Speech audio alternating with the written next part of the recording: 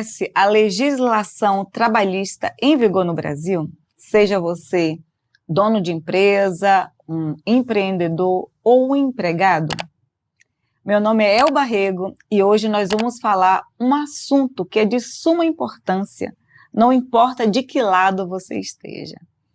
E a minha convidada para essa conversa, que vai ser super esclarecedora e eu recomendo que você fique até o final, é a juíza do trabalho, Sofia Regueira. Ela, além de advogada, ela tem mestrado em Direito do Trabalho. Em Direito na Universidade de Girona, na Espanha. Tem pós-graduação em Teologia e está fazendo uma outra pós-graduação agora em Filosofia. Sofia, é um prazer enorme ter você aqui, porque esse tema ele é super relevante, não só para as empresas já estabelecidas, mas para aquelas pessoas que estão começando seus próprios negócios e que algumas delas estavam nas empresas como empregados e conheciam apenas um lado da história.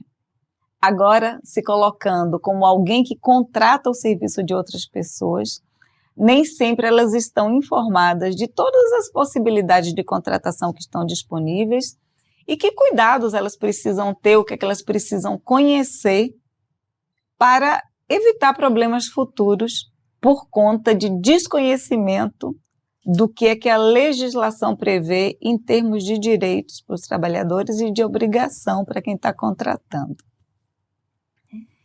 E aí eu gostaria que você falasse um pouquinho nesse início de conversa o quanto essa legislação de hoje, que é antiga, da primeira metade do século, ela ainda dá conta de tudo que nós temos hoje no mercado de trabalho enquanto possibilidade de contratação por parte das empresas e dos empreendedores, enfim, pessoas físicas também que podem contratar, não é isso?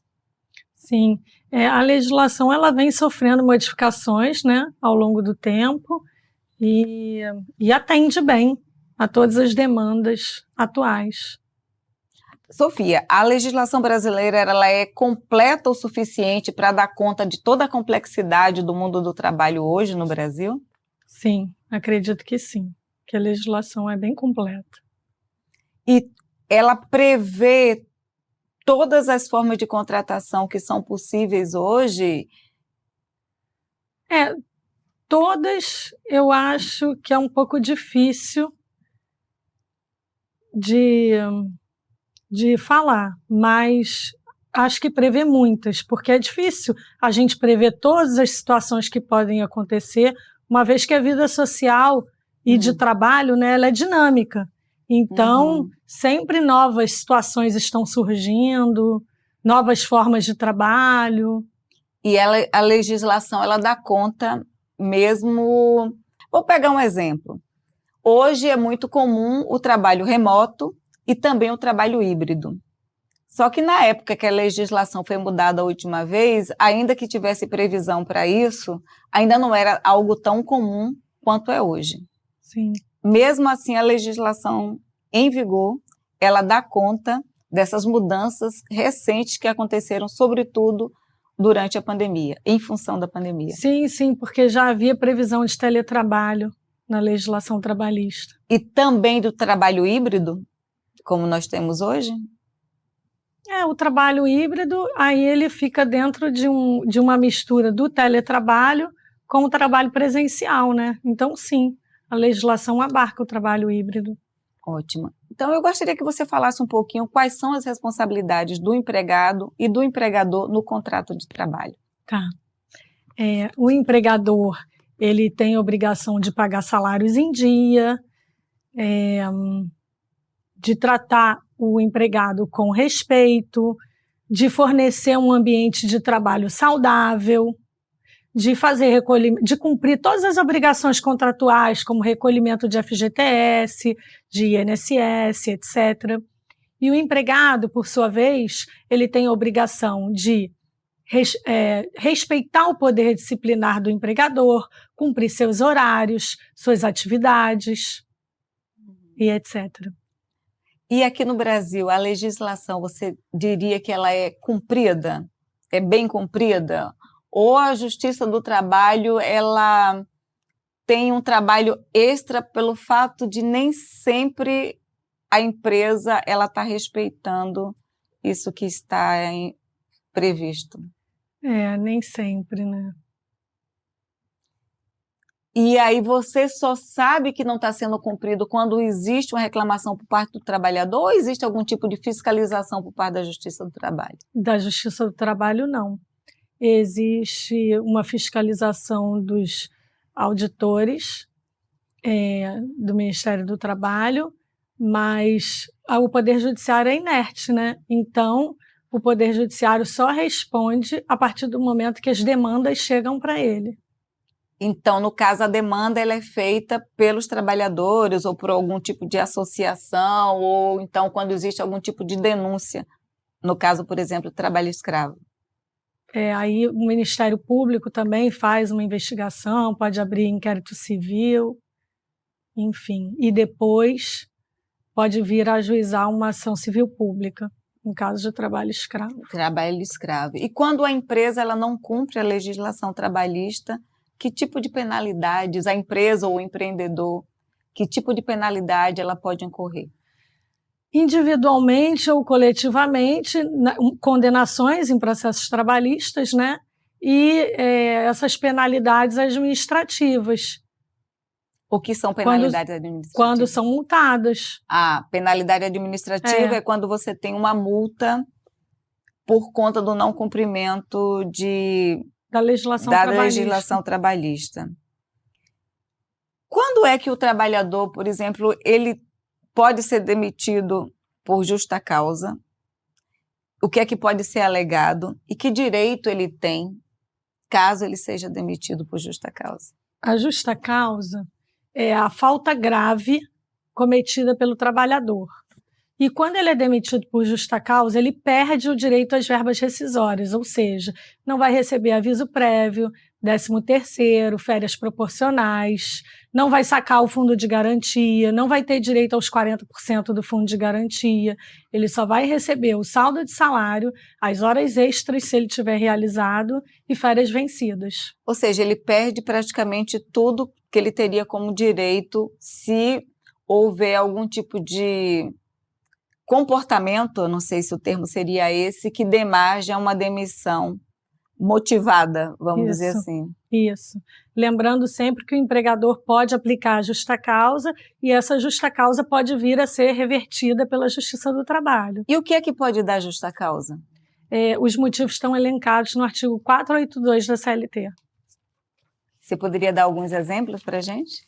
Sim, abandono de emprego, por exemplo, é um dos principais. Desídia. O que é desídia?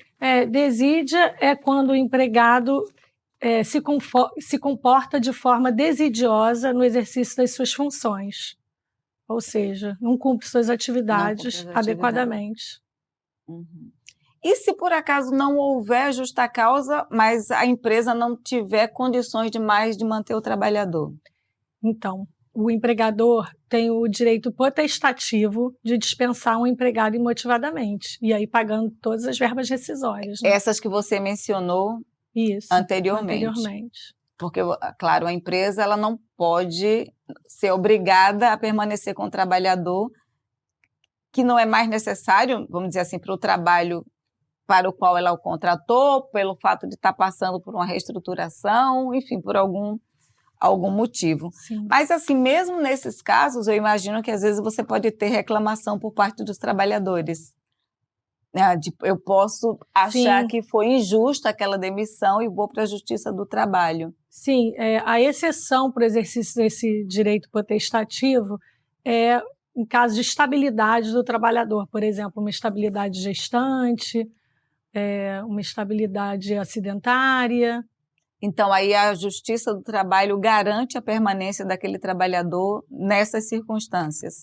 Na verdade, a própria legislação em si, né? A empresa não pode dispensar um empregado detentor de estabilidade. Então, no caso, você falou mulheres que estão grávidas. São exemplos. Exemplos somente. Certo. E ainda existe uma terceira uma terceira possibilidade, que é a da rescisão indireta do contrato de trabalho, que seria, entre aspas, uma justa causa do empregador, né? O que é isso? Você pode falar um pouquinho mais sobre isso? Sim. Hoje em dia, o que mais acontece é em casos de descumprimento contratual, ou seja, aquilo que eu estava falando lá no início das obrigações do empregador, falta de pagamento de salários, ou até mesmo um atraso no pagamento de salários, né? Porque o trabalhador, como um cidadão comum, ele precisa pagar suas contas em dia, e ele não pode alegar o atraso no pagamento do salário dele para se furtar de pagar suas contas, né? Então, isso aí já é um descumprimento contratual. Inclusive, a falta de recolhimentos de FGTS. E você poderia nos dizer que tipo de reclamação ela é mais comum por parte dos trabalhadores no que diz respeito à legislação trabalhista? Que tipo de desrespeito, vamos dizer assim, ao direito estabelecido na legislação é mais frequente no Brasil? Olha, por incrível que pareça, a gente ainda tem muitos processos com pedidos apenas de verbas rescisórias. Ou seja, que as empresas não estão querendo pagar ao final do contrato de trabalho tudo que o trabalhador tem direito. Sim, ou às vezes não tem condições financeiras, mas é incrível, né? Mas acontece bastante. Outra coisa que acontece muito também é a discussão sobre vínculo de emprego. Uma pessoa prestou serviços para uma empresa ou trabalhou como empregado, mas não teve a carteira assinada. E vem discutir isso na Justiça do Trabalho. Então, é muito comum no Brasil ainda que pessoas elas sejam contratadas sem ter uma carteira assinada, ou seja, sem ter um vínculo formal de trabalho. Sim. E aí, para que isso seja reparado de alguma maneira, só mediante a reclamação dessa pessoa junto à Justiça do Trabalho. Sim. Que tem uma característica aqui que ela é uma justiça especial, separada. Sim. Ela não está junto com os outros elementos do sistema judiciário. Não é uma justiça que esteja, como é que eu vou dizer, junto com o criminal, com o civil, ela está totalmente separada. É uma justiça especializada. E é isso. E isso faz diferença para o trabalhador, o fato dele ter uma instância específica onde ele pode recorrer, facilita a vida para o trabalhador, o fato de você ter uma instância especializada? Eu entendo que sim, que a Justiça do Trabalho tem muita relevância, que tem um papel social muito importante. Então, isso aí que você falou, eu acho que é crucial para a audiência, que a Justiça do Trabalho ela tem um papel social. Você poderia falar um pouquinho mais sobre isso? A Justiça do Trabalho ela está disponível para todos os trabalhadores, de todos os níveis de qualificação, e é uma justiça também que visa a conciliação do início ao fim. É uma justiça conciliadora, é uma justiça social, uma justiça conciliadora. Então, ela tem um papel muito relevante na sociedade. Para um trabalhador ele entrar com um pleito ou uma demanda, ele pode fazer isso sozinho ou ele precisa ter um advogado para isso? O advogado ele é indispensável à administração da justiça. Certo. Eu gosto de deixar isso claro. Mas, por exemplo, no estado de Minas Gerais, existe a figura do atermador. Então, nas varas do trabalho, tem um servidor público disponível para atender o trabalhador que vai lá fazer sua reclamação e esse servidor reduz essa reclamação a termo. Então, aí, nesse caso, o trabalhador ele pode dar entrada sem ter um advogado? Pode. Então, isso você acha que amplia o acesso de trabalhadores à Justiça do Trabalho? Sem dúvidas, amplia o acesso, porque aí o trabalhador não tem aquele custo com o advogado. Porém, por outro lado, caso ele não faça um acordo em audiência e o processo vá para instrução, para oitiva de testemunhas, etc., eu entendo que o trabalhador fica, de certa forma, prejudicado por não ter aquele respaldo do advogado, que é o profissional da área, né? Uma vez que o juiz do trabalho tem que ser imparcial. Ele não pode Entendi. pender para nenhuma das partes. Entendi. E existe uma advocacia gratuita, no caso, para alguém que está pleiteando algum tipo de direito trabalhista? Por parte dos sindicatos. Ah, os sindicatos. Então, eles têm um papel fundamental Fundamental. para... E é muito comum a utilização Muito comum. dos advogados através dos órgãos de classe, vamos dizer assim. Sim. Ótimo. Você poderia falar um pouquinho quais são as características do contrato de trabalho por prazo determinado e do contrato de trabalho intermitente? Tá. O contrato por prazo determinado, ele é um contrato que tem início e fim, tá? Mas é um contrato bem específico, ele tem que ter um serviço de natureza transitória que justifique essa pré-determinação contratual. Por exemplo sempre ajuda a gente a entender do que está sendo falado. Atividades empresariais de caráter transitório. Por exemplo, uma construção pode ser considerada assim? Eu tenho um prazo de 2 anos para terminar uma determinada obra. Eu posso fazer um contrato de 2 anos com aquele trabalhador? Olha, eu vou te falar que esses contratos não são tão comuns. Não são comuns. Não são tão comuns. Os contratos o contrato por prazo determinado mais comum é o contrato por experiência. Ah, que você tem 3 meses de experiência para depois ser contratado. Tipo, festas de final do ano, isso é um contrato por tempo determinado também. Quando muitas empresas contratam, sobretudo no comércio, elas contratam trabalhadores para atender às demandas das festas natalinas, por exemplo. Você pode fazer um contrato de 2, 3 meses somente. Sim.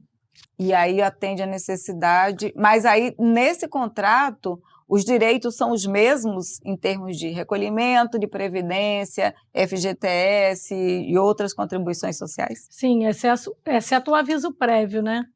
Então a única coisa que não tem é o aviso prévio, mas todo mais aí está igual, né? E o contrato intermitente? O contrato intermitente, a gente costuma dizer que é o desempregado com carteira assinada. Explica né? melhor isso.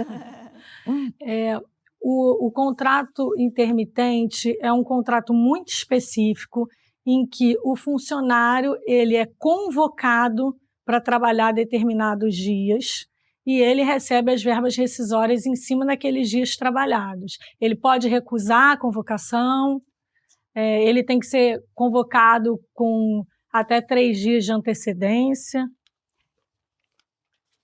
E que tipo de categoria profissional Todas. Todas? Mas eu comum... também não tenho visto, não. Não tem visto. Intermitentes, não tem visto. Então, que tipo, no caso dos empreendedores, que eu gostaria que a gente falasse um pouquinho mais aqui, o que é que você recomenda que quem está começando o seu próprio negócio, vindo do mundo corporativo, ou de empresas menores, ou então que já trabalhava como autônomo e agora resolveu montar mesmo uma empresa, um empreendimento onde ele não consegue fazer tudo sozinho, ele está contratando algumas pessoas, podem ser como prestadores de serviço, mas pode ser que tenha um vínculo um pouco mais formal de trabalho. Eu queria que você falasse aqui o que é que você recomenda que as pessoas observem. Sim. Primeira coisa que acontece muito na Justiça do Trabalho, principalmente de pequenas empresas, é o empregador falar: eu não sabia que eu tinha que assinar carteira, ou então, ele não trouxe a carteira para eu assinar, esse tipo de coisa. É muito importante que o empreendedor tente seguir a legislação trabalhista, porque futuramente o problema pode vir a ser muito maior. Então, se o trabalhador não traz a carteira física, hoje existe a carteira de trabalho digital, que pode ser assinada. Mas se o trabalhador, de qualquer forma, não quiser que assine a carteira dele, o ideal é que o empregador não deixe esse trabalhador trabalhar. Porque, eventualmente, ele pode ter problemas mais à frente. Ainda que seja a pedido do próprio empregado. Exatamente, porque é obrigação da empresa seguir a legislação trabalhista. Então, não pode existir esse tipo de acordo. E o que é que motiva um trabalhador, um empregado, a pedir à empresa que não registre? Às vezes porque está recebendo seguro-desemprego, ou porque está recebendo Bolsa Família. E, obviamente, se nesse caso ele for contratado, ele vai perder o Perde. direito tanto do seguro-desemprego quanto do Bolsa Família. Sim. Então, só que nesse caso, as pessoas elas não estão pensando no médio e no longo prazo, porque se elas não recolhem, se acontece alguma coisa, elas não podem pedir uma licença, nem tampouco contar para efeitos de aposentadoria, certo? Sim, não ficam amparados pela legislação, né? Mas é Então, muito comum o arrependimento nesses casos. e aí, o que que acontece? O empregador não assina a carteira a pedido do empregado e futuramente essa pessoa vem e aciona esse empregador na Justiça do Trabalho. Então, cabe à empresa Cumprir a legislação. cumprir a legislação. Desde o início. Desde o início, quer dizer, ela está zelando não apenas pelo interesse do trabalhador, mas também pelo próprio interesse, está se salvaguardando. Exatamente. Caso venha ocorrer alguma reclamação depois, né? Porque aquilo não está escrito. Geralmente, quando é feito um pedido desse tipo, ele não está ali por escrito. E aí, certamente, vai ter problemas depois. Mudando um pouquinho de assunto, o que a gente tem observado pelo menos há alguns anos e para algumas categorias, era o aumento crescente de terceirizados, ou seja, de empresas contratando através de terceiras empresas, e ela não tendo o vínculo direto contratual e de responsabilidade trabalhista. Eu queria que você falasse um pouquinho em que medida isso está avançando no Brasil, ou se foi numa época e depois regrediu, e que tipo de setores utilizam mais desse tipo de contratação terceirizada? Por exemplo, um tipo de serviço que é muito utilizado através de empresa terceirizada é de limpeza e conservação. Né? Até o próprio Poder Judiciário contrata uma empresa terceirizada para fornecer trabalhadores para limpeza e conservação de seus prédios. Porque dá muito trabalho para você gerir empregados que não estão diretamente ligados ao negócio principal da instituição ou da empresa. É por isso que dá mais trabalho assim, para gerir? Não sei, talvez. Mas é uma prática. É uma prática comum, quer dizer, tanto do setor público quanto do setor privado. Sim. Segurança também, eu imagino que tenha bastante caso. Vigilância. De banco, por exemplo. Todos eles são mais terceirizados. E você tem uma legislação específica para os trabalhadores terceirizados? Ou o vínculo deles é somente com a empresa que está contratando e vendendo esse serviço para as empresas que estão terceirizando? O vínculo de emprego deles é com o empregador, porém existe a responsabilidade subsidiária do tomador de serviços. E isso quer dizer o quê? Isso quer dizer que, em caso de inadimplemento do empregador, o contratante, o tomador de serviços, pode vir a ser responsabilizado pelo pagamento dessas verbas rescisórias. Mesmo que ele tenha feito o pagamento para a empresa que ele contratou? Sim.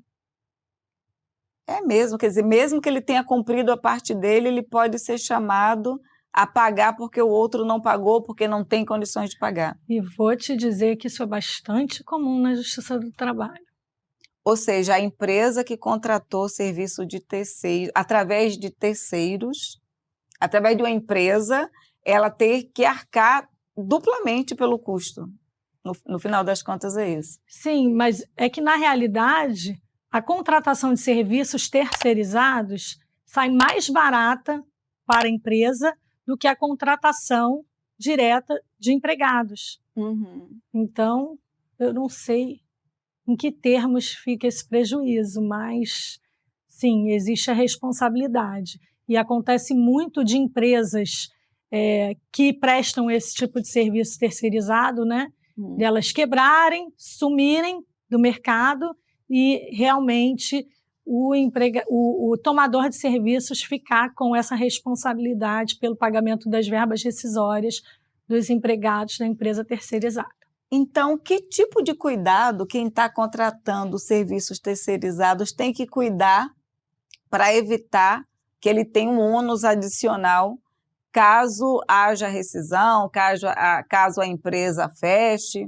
Fiscalizar a execução do contrato, fiscalizar se o pagamento dos empregados terceirizados está sendo efetuado em dia, se os recolhimentos do FGTS estão sendo feitos, do INSS. Porque aí é feito pela empresa que ele contratou, mas ele tem que exigir comprovação de que isso está sendo feito para que não reverta para ele, para que não reverta para ele. Uhum. E é muito comum, eu não sei, que esses trabalhadores, talvez você pode dizer mais, até talvez mais, que trabalhadores terceirizados tendem a reclamar mais, até porque eles estão mais sujeitos ao descumprimento da legislação do que os outros que são contratados diretamente? Infelizmente, sim, porque muitas dessas empresas terceirizadas quebram e somem no mundo.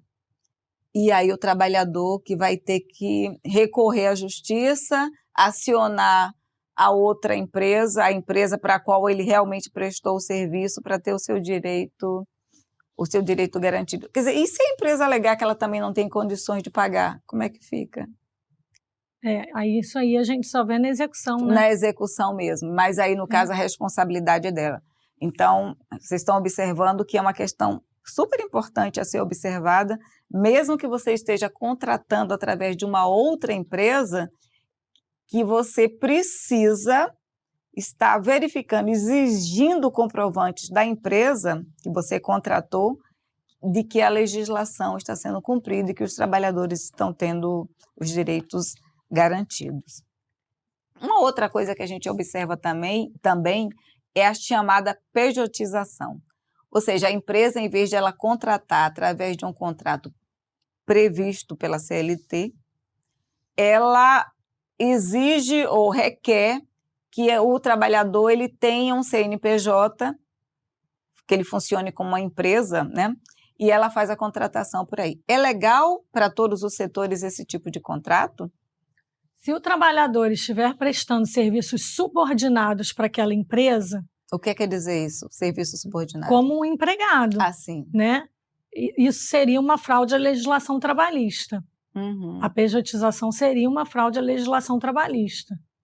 Porque existe a possibilidade de um trabalhador autônomo criar uma PJ e prestar seus serviços através dela. Por exemplo, um médico que preste serviços em várias clínicas.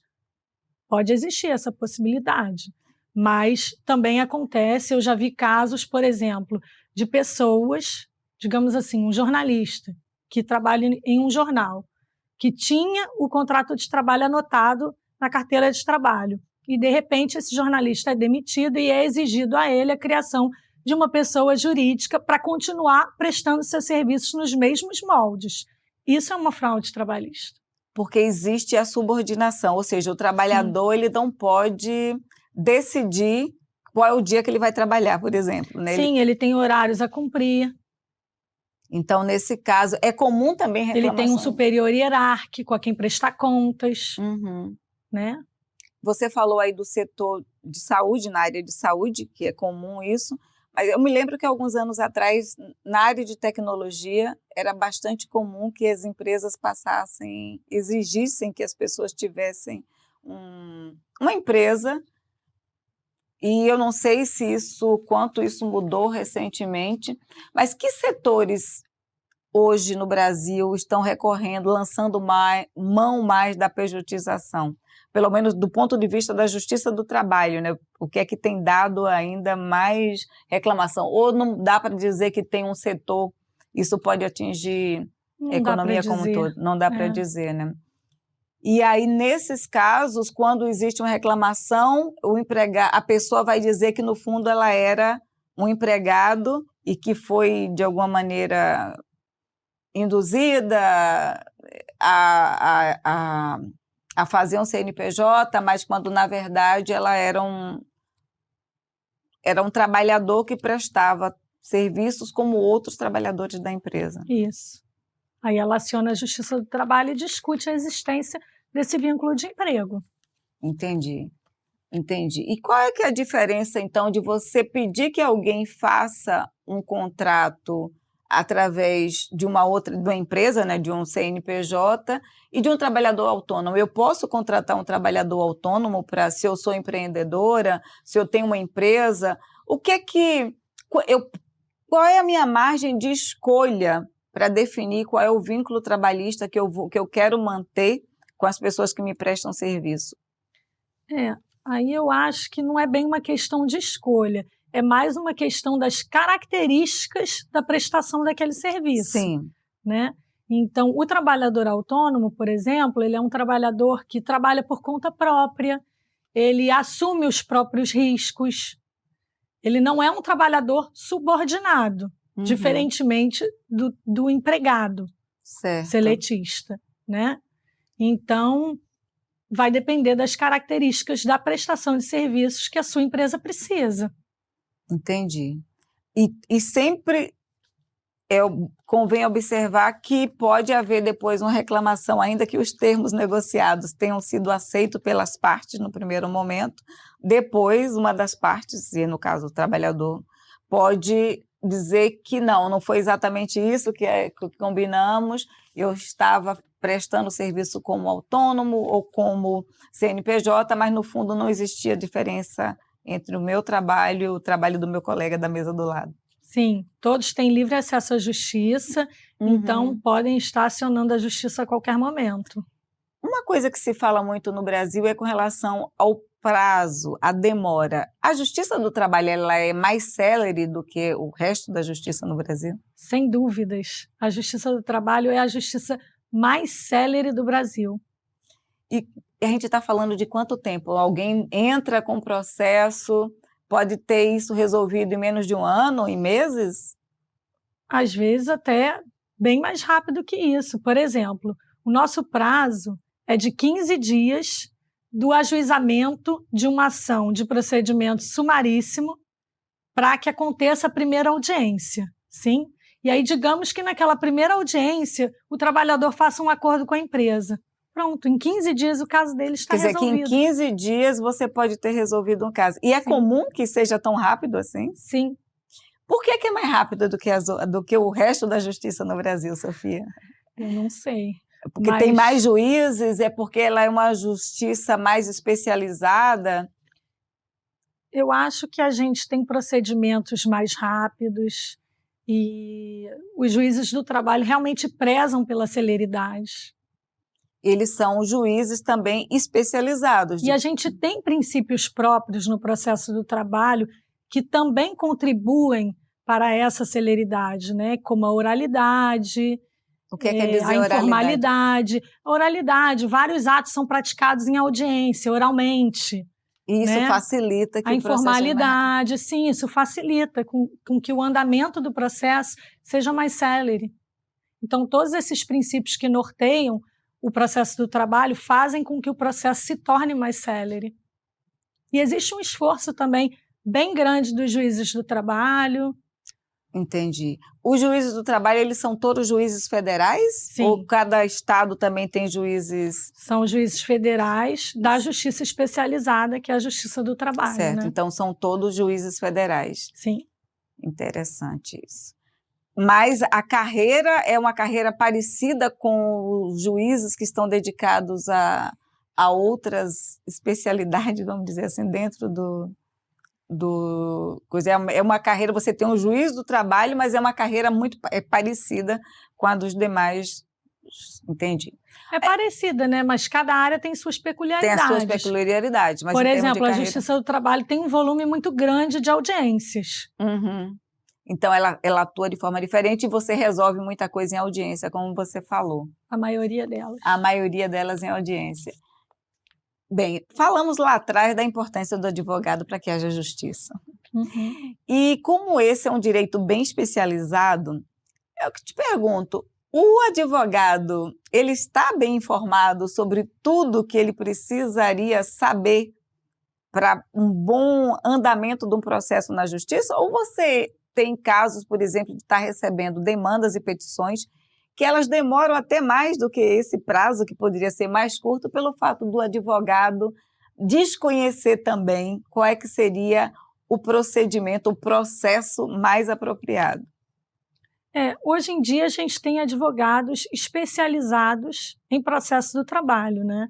Então esses advogados, eles estão bem cientes de todo o processo do trabalho, do andamento, porque realmente é um pouco diferente do processo da justiça comum. Então, você diria que o nível de informação desses advogados, ele é bom e isso facilita também o processo? Ou você acha que ainda temos algo para fazer a respeito nessa área de entendimento, da parte mesmo processual, né? Como é que você pode encaminhar um caso de uma maneira que ele seja mais facilmente solucionado, resolvido, tenha um parecer? Não, sem sombra de dúvidas, o advogado, ele é fundamental. O papel do advogado trabalhista é fundamental nas audiências, no andamento dos processos, em todas as fases dele, na verdade, né? Entendi. Então, e quanto mais especializado ele for em processo do trabalho, melhor.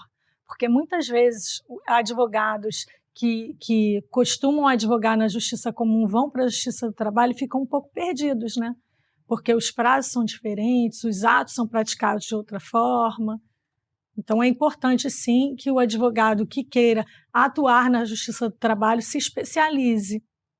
Então, esse é um ponto importante. Quer dizer, o fato de você conhecer da legislação em geral, ele não é suficiente, ela é necessária, mas se requer que você aprofunde na prática até que está mais associada à justiça do trabalho, de modo que ele possa realmente atender os interesses dos clientes.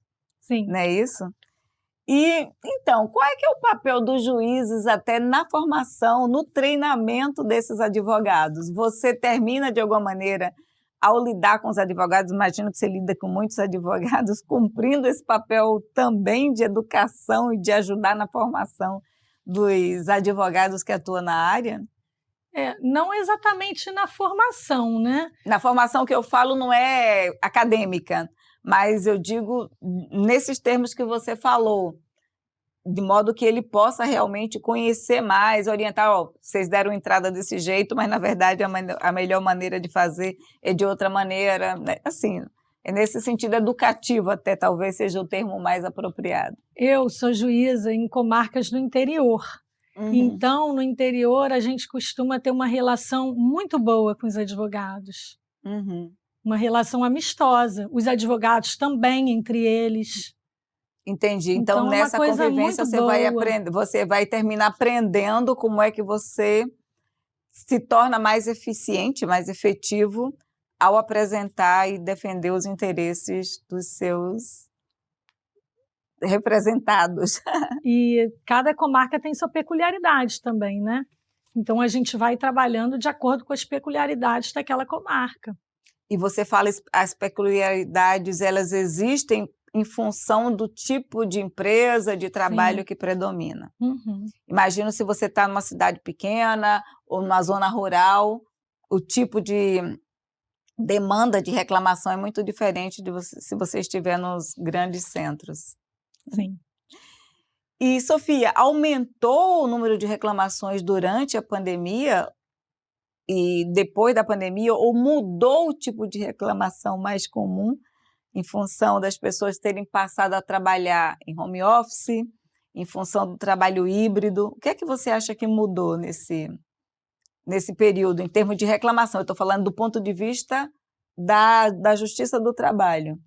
Eu não vi grande modificação nas reclamações trabalhistas, não. Mas, sem sombra de dúvida, realmente a quantidade de trabalho remoto aumentou consideravelmente. E isso não teve impacto sobre as demandas que são feitas à justiça, pelo menos até o momento? Não, sobre números, não. Interessante. E sobre a característica, o tipo de reclamação que é feito? Porque agora as pessoas não estão mais no ambiente de trabalho, elas estão trabalhando muitas vezes em tempo integral em home office, mesmo depois da pandemia, né? Esse tipo como é que eu vou dizer? De mudança ainda não é perceptível, pelo menos nos setores que você atua. Com algumas peculiaridades relativas a teletrabalho, mas só isso. Então, nada considerável. Qual é que é a peculiaridade do teletrabalho em termos de demanda, de reclamação que é feito? Horas não computadas, hora extras não computada, por exemplo, é uma das coisas? aumenta mais, porque assim, às vezes é mais difícil você controlar exatamente quanto tempo está sendo trabalhado. O que eu posso te falar da minha parte, das pessoas que eu escuto, do próprio Poder Judiciário, né, servidores e juízes, é que fica parecendo que o trabalho aumentou. Porque como a gente tem acesso a ele o tempo todo, já tinha aumentado desde que a gente começou a utilizar o PJE. O que é PJE? Processo Judicial Eletrônico. Certo. Porque a gente acessa o PJE de casa, qualquer dia e qualquer horário da semana. As petições são protocolizadas pelos advogados 24 horas por dia, de todos os dias da semana. Então, muitas vezes, aos sábados e domingos, eu estou em casa, eu falo, deixa eu dar uma entradinha aqui. Entendi. Aí vou lá dar uma olhadinha, se tiver algum despacho eu já assino, se tiver alguma coisa para examinar eu já examino para adiantar. Então, isso acabou fazendo com que o trabalho, não sei se aumentasse, mas que a gente tivesse mais contato com o trabalho, não fosse só aquela coisa ali dentro da vara. Entendi. Entende? E a mesma coisa para os servidores. Os servidores também podem fazer isso? Também tem essa prática. Então, isso dá mais celeridade, eu imagino, porque você tem a possibilidade de, a qualquer momento, consultar e também pleitear as duas coisas. Dá mais celeridade, mas também aumenta o número de horas trabalhadas. Pois é. Então, a própria Justiça do Trabalho tem que cuidar também. Tem. Mas fica mais difícil a gente dar esse limite, né, quando a gente tem acesso full time àquele programa, né, que é o programa do PJE. Exatamente. Olha que interessante. Uma outra coisa, o fato de existirem mais mulheres hoje empreendendo, no mercado de trabalho, em alguns setores já é um número maior de mulheres. Isso você nota alguma diferença em termos de reclamação, se é mais por parte de homens ou mais por parte de mulheres? Quem é que é mais, como é dizer assim, quem é que defende mais os próprios interesses na busca da justiça? Ou não existe isso? Acho que não existe isso, é geral. As mulheres, elas vão buscar os seus direitos também. Também.